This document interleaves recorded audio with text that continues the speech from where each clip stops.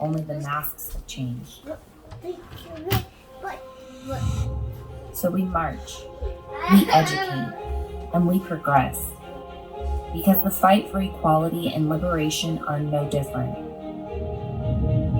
And although the distance to cross may feel vast and in the end feel impossible to achieve, it's this impossible we must achieve.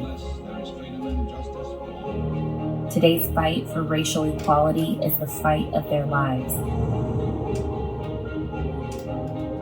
Join us as we recognize the future generation of activists, thinkers, doers, dreamers, and revolutionaries with the 2021 Reebok Human Rights Award in partnership with Alabama State University and the ACLU.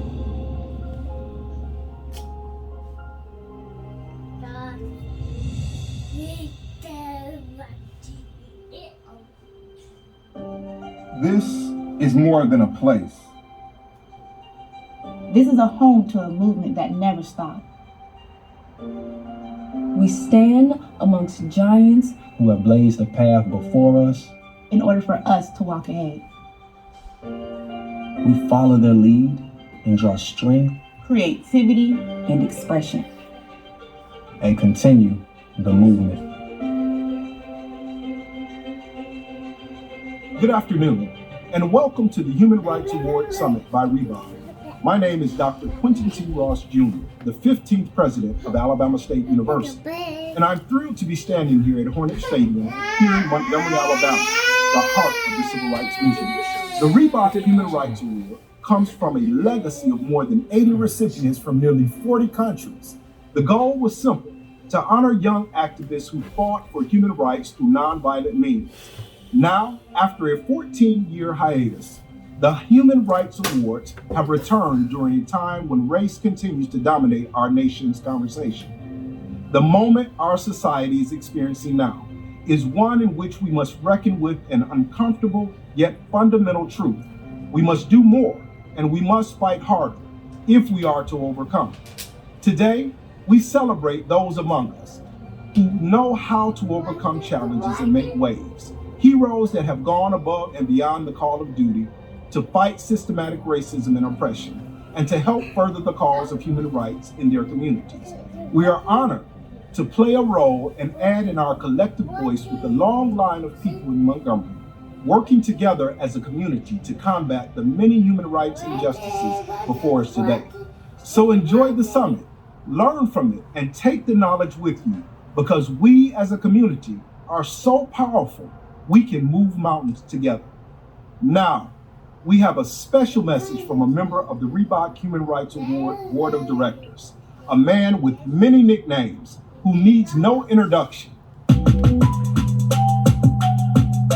Hello, I'm Shaquille O'Neal. Good afternoon, and thank you for being a part of this special event. With the help of the ACLU and the good folks at Alabama State University, we're dedicating today to recognize the efforts of some outstanding young people doing good work and fighting the good fight. Today, we acknowledge 3 special awardees that have fought through immense challenges in order to do what they can in the fight against systemic oppression. These extraordinary heroes are more than deserving of recognition as champions. This night is about all of us in every place in society, and what we can do as a people to create the kind of world we want to live in. It's easy to feel humble as we hear from legends and those who've accomplished so much against all odds. Today, we celebrate these tribes ahead and remember to think about our place in history as we fight the same fight as those who've come before us. We all have to push to keep this movement going forward. That momentum is what we can pass on to the next generation, who will continue the fight. Now, if you know me and you know the DNA of a successful team, you know it's important for others to come through. Having a support system is everything. And even though a few can make an impact, and that can take you far, the power of a community is a force that can go the distance. And now, I'm pleased to announce the legendary player and coach, Mr. D. Brown.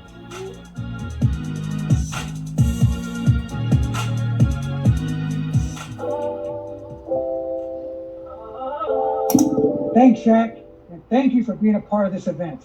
As we honor these young men and women who are helping to pave the way forward, I can't help but to think of how important the connection between generations is. Hey, Dad. Thank you for that rousing introduction. I really appreciate it. Also, thank you to Reebok, the ACLU, and ASU for facilitating this super important conversation. So let's get right into it. You mentioned it, playing in the wake of the civil rights movement. Like, what was that like, and growing up during the civil rights movement, and then, also playing, the tail end of it? First of all, hi, Lexi. Doing great. I was a 60s baby, so I was right around when Martin Luther King got shot. I was at the cusp of all the civil rights movements, all the different things that are going in our community to uplift Black people, their education, voting, all things like that. I'd like for you to talk about or compare, athletes when you were playing, speaking on social justice movements, things like the Rodney King trial, about how you didn't have social media, the internet, you had no idea what was going on the other side of the country. And then you fast forward to 2020, 2021, where athletes are the face of all social justice movements. Being a athlete, to me, you're always, because people look up to your role model, no matter what color you are, what gender you are. So it was tougher back in the 90s to kind of talk about it and get it out there and know what was going on. You talk about Rodney King. The Rodney King verdict was on every news channel. It still, social media still wasn't big yet, but if you had a TV, it was on. So that was national news. For every Rodney King, and you saw that was on national news, it may have been 20 or 30 non-Rodney Kings that you had no access to or know that was happening in some town in Missouri or Arizona. You didn't know. With social media, you've got a platform for anybody to say anything. So that's why I kind of like the generation now, like yourself, basically having real conversations with each other and their families about social injustice and, supporting our Black women. If you don't talk about it, educate yourself about it, have real, open, honest, authentic conversations of people's feelings, it would always stay the same. Lexi, those are some great questions, but I want to ask you a few questions because you've been involved in activism for the last few years. But at what point in age was the reality of being a Black woman in America starting to set into you? I think my first realization was when I was a kid. I was in a school with a lot of white kids, and they were, as you get older, you say they don't teach kids race, they don't teach kids how to treat other people who don't look like them different. Like, that's 100% true, because when we were in pre-K together, everything was all fine and dandy, everyone was best friends. You just like this person because they have the same lunchbox as you, or you like the same food at lunch, like things like that, little things. But as you get older and older, people start treating you a little different. And I'm the different one. It's just me. So I'm looking around like, what did I do? Like, why am I all of a sudden, we're 13, 14, 15 years old, and all of a sudden I'm being treated differently? Next time I realized how tough it was being a Black woman in America is when I left college and became a professional athlete. And now I'm in a whole new space of business, sports, media, being in the public eye. And that's when I was looking at my other friends who are in other career paths, and we're all coming together and we're all having, the same kind of struggles, but in different arenas of life. Right. And, it's, well, they're saying I'm not good enough, but I am good enough. I'm doing extra, and they're still saying it's not enough. It pushed me to be better, to be great, to be the best, and not wait for anybody to tell me what I need to do if I'm good enough, because I know deep down I'm always going to give 110% because I know I have to. I have no choice. Do you feel there's been a paradigm shift for athlete activism since you really got out of college? Like, that's really 4 or 5 years. Have you felt that shift of activism, of just kind of, you know what? I feel this way. I see things. I'm going to speak out and let my voice be heard. Yeah, absolutely. I can remember in college, I think it was my sophomore year, I was at Maryland. And that is when my More in the Links were the first team to wear the I Can't Breathe shirts to their game. I remember the response was pretty negative for the most part. They had security guards at their game walk out on them because they thought it was disrespectful to the police force. But I would say that was maybe 2016. So not that long ago. Now, especially in the WNBA, if you care about something, if you're passionate about something, they're very, very, very happy with us speaking out on things. But, you have to make sure, one, that you're prepared for any tough questions that come your way. Two, the negativity that could potentially come your way, because there are, multiple points of views on things, which I think you and Mom always did a great job of teaching us to see all sides of everything. Even though you don't agree, it's important to see all sides of everything. Let's now hear from inspiring young voices of the next generation.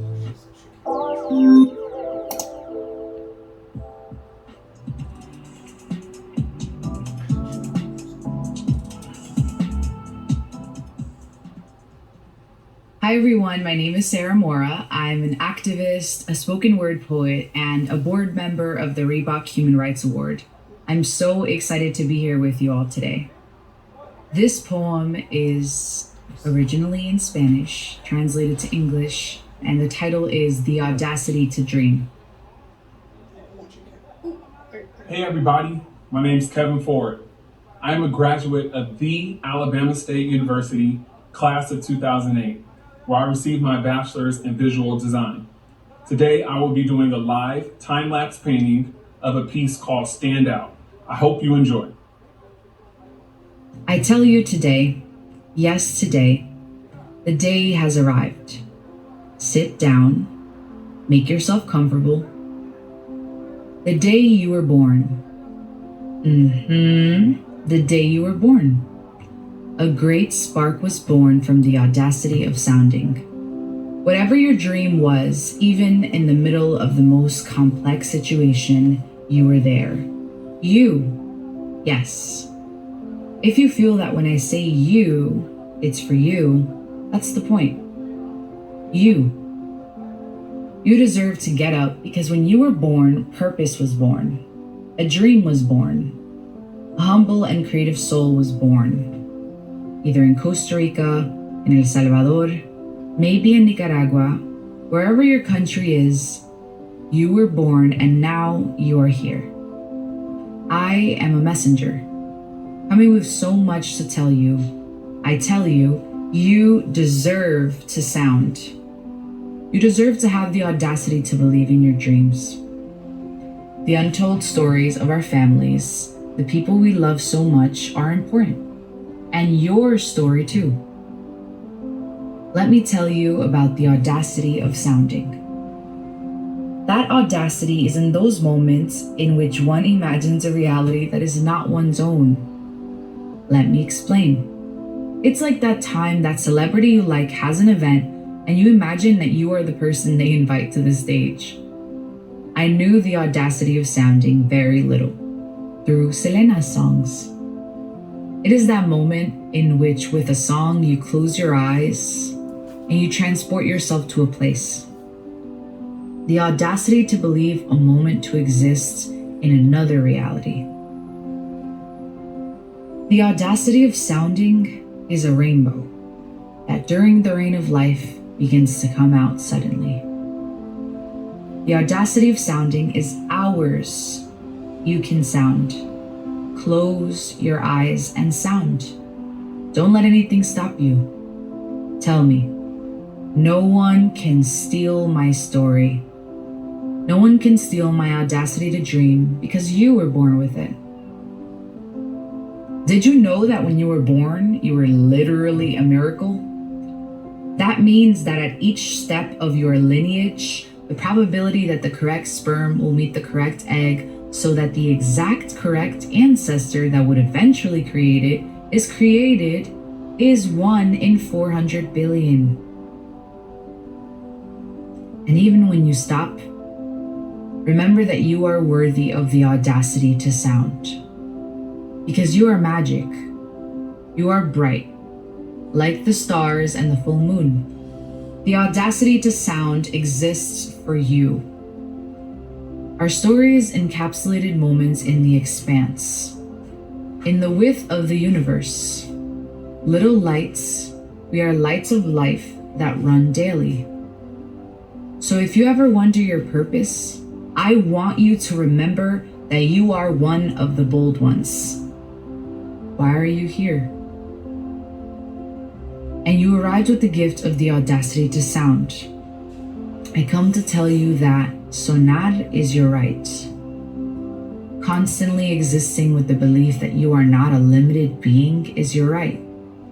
Your story is your weapon. Being born, the action that empowers you to have the audacity. You are not what the politicians name you. You are not what the government says. You are audacious because here you are today. So it sounds, dreamer, and get ready because you are bold and dreams can be true.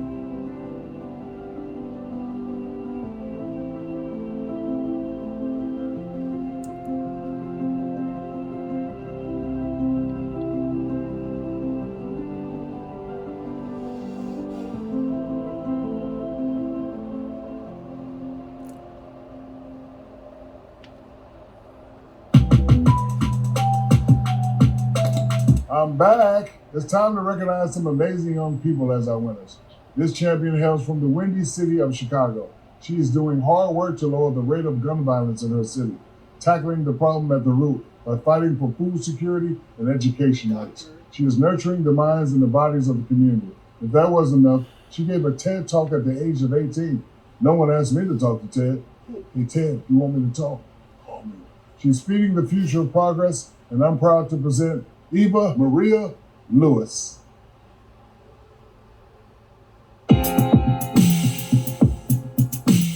Instead of being complacent with the state of my community, I decided that I wanted to invest in creating structures for us to thrive instead of being reliant on people in power. My name is Eva Maria Lewis. I am from the South Side of Chicago, and I am the founder and executive director of the Free Roots Operation. I started doing social justice and humanitarian work when I was about 16 years old. The Chicago Food Payment Program started in 2020 during the uprising. We serviced 543 families over 2 months with over 500 volunteers, and we paid for all of those families to receive groceries and supplies. We started that program at a limited capacity in February of 2021, and we've been servicing a family every week. Eva Maria is a testament to the power of young Black women, especially the power of Black communities. And I think the work that we're doing with FRO is a testament to showing what can happen when you pour into a community and when you give them the resources they need. Combating systemic racism, it cannot be a word. It needs to be something that is systemic, which means that it needs to hit the root issue.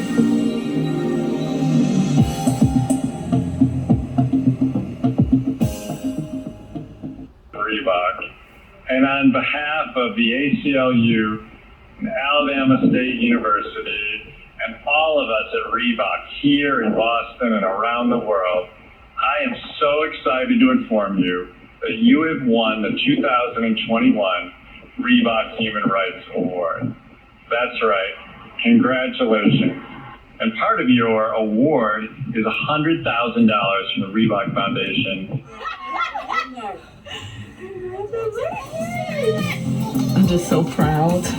Just listen to what your heart and your spirit is telling you, and you'll be successful regardless of what people may say. It's not in vain. A piece of this is going into building the hybrid for what FRO was always intended to be. It was always intended to be a hybrid. And that's so hard to build when you don't have what you need in order to start catalyzing that. That's what I'm about to do. Human Rights Award to my daughter, Eva Maria Lewis.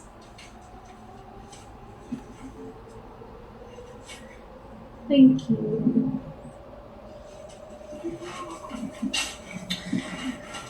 Thank you to my mom for presenting this award to me. First and foremost, I want to give the glory to God for allowing me to be on this journey and guiding me along the way. I want to thank my mother for teaching me the art of compassion and the joy of giving. I want to thank my grandma and my late granddad for their constant encouragement. I also would like to thank my community for supporting me and building with me. This is such an incredible honor. It is affirming to receive this type of support to continue a vision for my community I first saw as a teenager. It's not every day that a youth from the South Side of Chicago who has experienced some of what I have is recognized in such a way. It is not every day that we are given the resources to follow our dreams and thrive. I'm fighting with the promise that one day, every young person can feel the way that I feel right now. I fight so that every Black and brown person knows they deserve to thrive without struggle and lives accordingly. Many thanks to Reebok, the ACLU, and Alabama State University for choosing me to receive the Reebok Human Rights Award. This is only the beginning, and my family, they want to celebrate with me, so.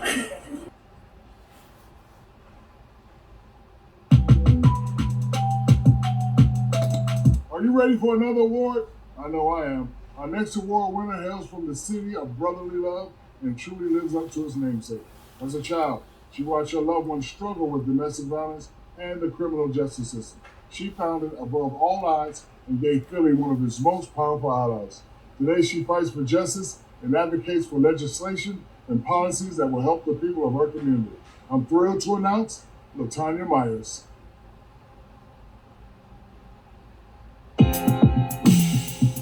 If we, as a human race, come together and bring healing, restoration, understanding, and discernment to what's going on, I think that we'll make a big step in the right direction to reverse some of the trauma that's being done. My name's LaTanya Myers. I'm from Philadelphia, Pennsylvania, and I'm the founder of Above All Odds nonprofit. With Above All Odds, how we address systemic racism is by making sure that we are educating ourselves politically, in civil engagement. We're in communication with stakeholders within our community. We're watching bills that could possibly harm our community, and we're advocating and holding our representatives accountable. This is Mr. Octavius Valentine Cato. He's a legendary Philadelphia activist who fought fiercely against systematic oppression. I come here often to get inspiration and guidance from my ancestors, knowing that I stand on the foundation that they laid and hope to carry their legacy forward. It is our duty to fight for our freedom. There's a lot of barriers and hurdles that comes with overcoming the systematic oppression within our communities, and we want to provide them the tools and advocacy to make sure that they are not just surviving, but thriving.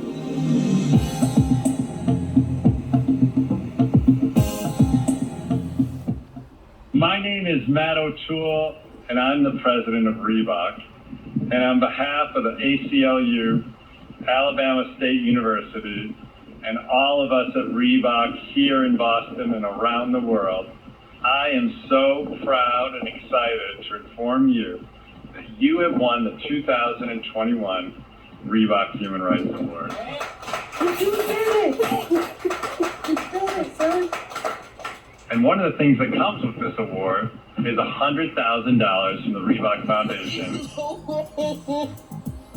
This is definitely our operational budget and making sure that we continue to address the housing scarcity needs in Philadelphia so that we can continue to show up to court in support of people so they're not alone, so that we can continue to host events of healing within our community and rise above all odds.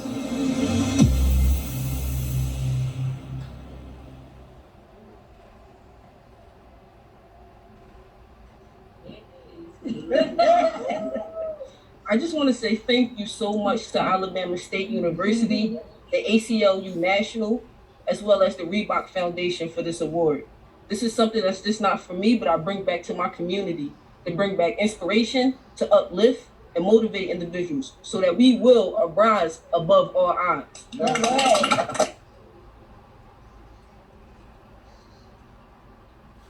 I often hear that those that's closest to the problem are closest to the solution, but further from the resources and the support.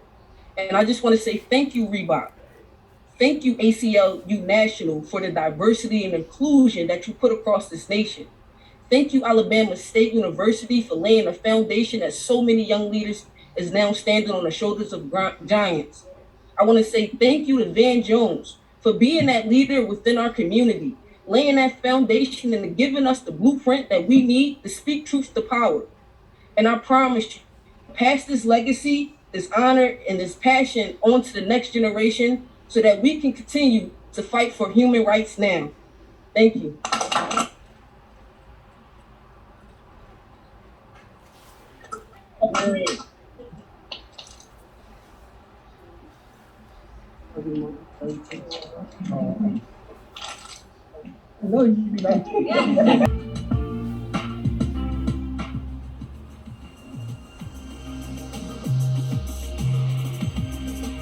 What human rights means to me is having a conscious understanding that no matter what somebody's biological makeup is, how they look, how they act, or how you see them, they are literally human beings just like yourself.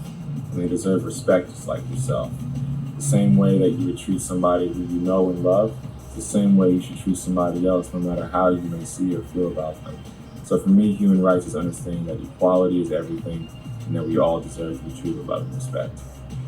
The words human rights can't just be buzzwords. We have to make them come true. We have to make them real.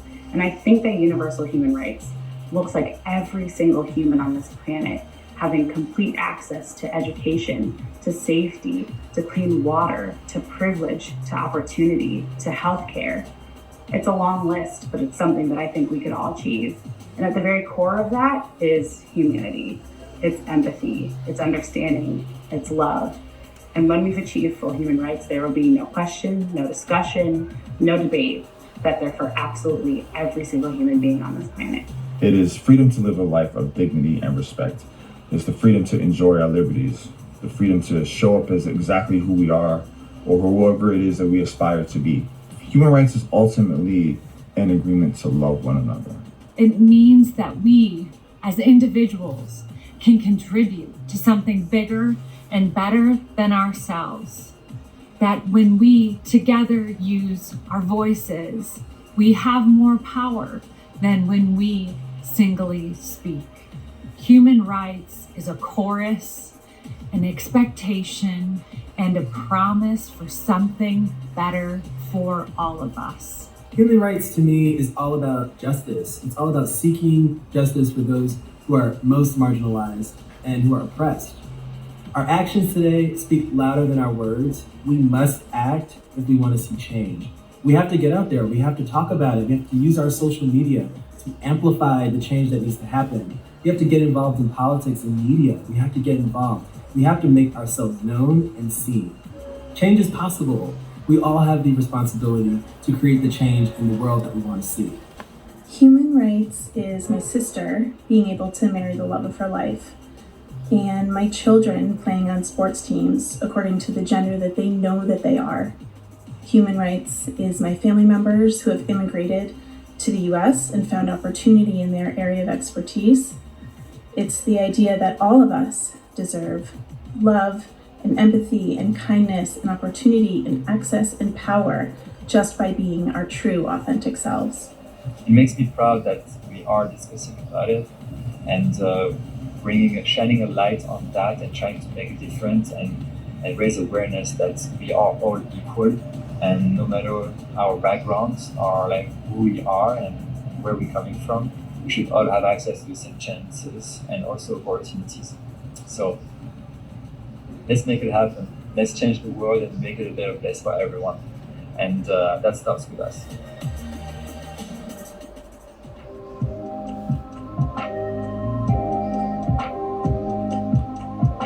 I am so grateful that our 3 recipients chose the path that they have, as well as those of you who have also made this choice.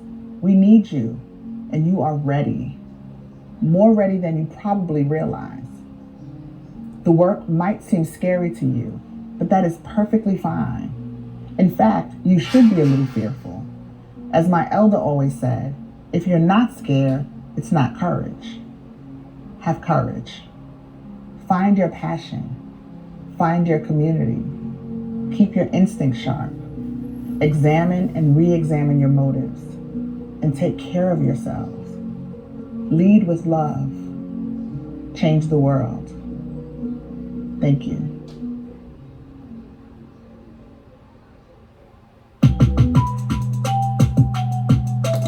All right, let's keep this thing going. Even though it's raining, thunder and lightning, doesn't matter. Our next award winner is the epitome of perseverance. He's overcome every obstacle. I'm talking every obstacle. Coming out of NYC and going all the way to the United Nations to give testimony on the plight of incarcerated youth. It is my pleasure to introduce Hernan Carmonte Martinez.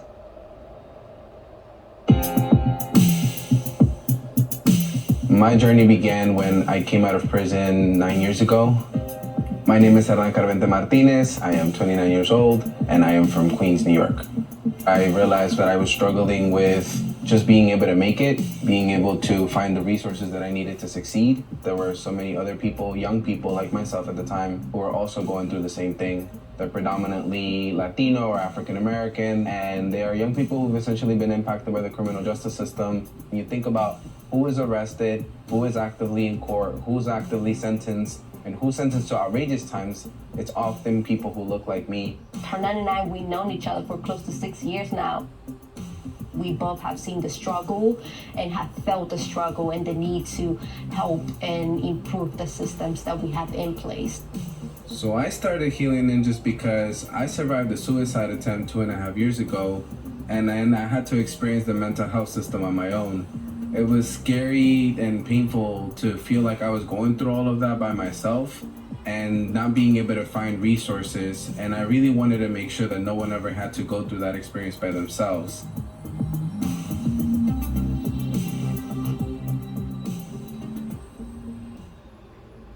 My name is Matt O'Toole, and I'm the president of Reebok. And on behalf of the ACLU, Alabama State University, and all of us at Reebok here in Boston and around the world, I am so excited to inform you that you have won the 2021 Reebok Human Rights Award. Congratulations. And part of your award is $100,000 from the Reebok Foundation. I see him, I say, I want to grow up and I want to be like you. Never have to be like that. Thank you for just validating my existence right now as someone who's been doing this work, because it does get tiring, and after you do it for a while, you sometimes think that, what am I doing this for? And sometimes we do need a reminder that we are seen and that our work means something to other people. I could go down a laundry list of young people who I believe are now gonna go out and make a change in the world, similar to the kind of changes that I wanted to see.